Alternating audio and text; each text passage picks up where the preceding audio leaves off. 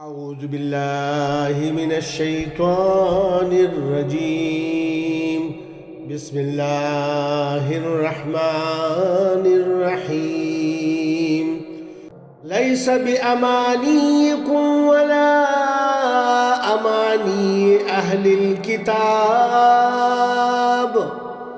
من يعمل سوءا يجز به ولا يجد له من دون الله وليا ولا نصيرا۔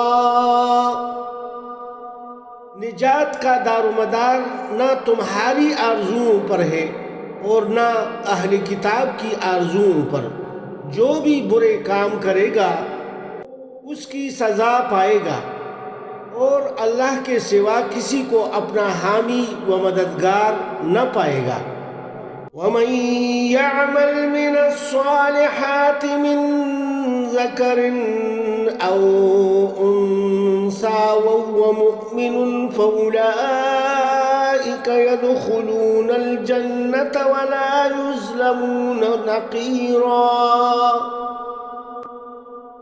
اور جو کوئی اچھے کام کرے گا، خواہ وہ مرد ہو یا عورت، بشرطے کہ وہ ایمان لانے والا ہو، تو ایسے ہی لوگ جنت میں داخل ہوں گے اور ان کی ذرا بر بھی حق تلفی نہیں کی جائے گی۔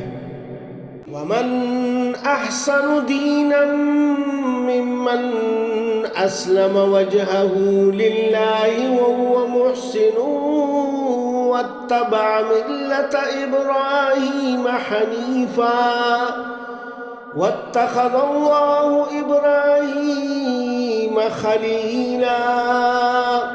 اور اس شخص سے کس کا دین بہتر ہو سکتا ہے جس نے اللہ کے سامنے اپنا سر تسلیم خم کر دیا ہو، وہ نیکوکار بھی ہو اور یکسو ہو جانے والے ابراہیم علیہ السلام کے طریقہ کی پیروی کر رہا ہو، اس ابراہیم علیہ السلام کی جسے اللہ نے اپنا مخلص دوست بنا لیا تھا۔ وَلِلَّهِ مَا فِي السَّمَاوَاتِ وَمَا فِي الْأَرْضِ وَكَانَ اللَّهُ بِكُلِّ شَيْءٍ مُحِيطًا۔ جو کچھ آسمانوں اور زمین میں ہے سب اللہ ہی کا ہے، اور اللہ ہر چیز کا احاطہ کیے ہوئے ہے۔ صدق اللہ العظیم۔ سچ فرمایا اللہ رب العزت نے۔ علیکم جی، دا سونا کلی اور سری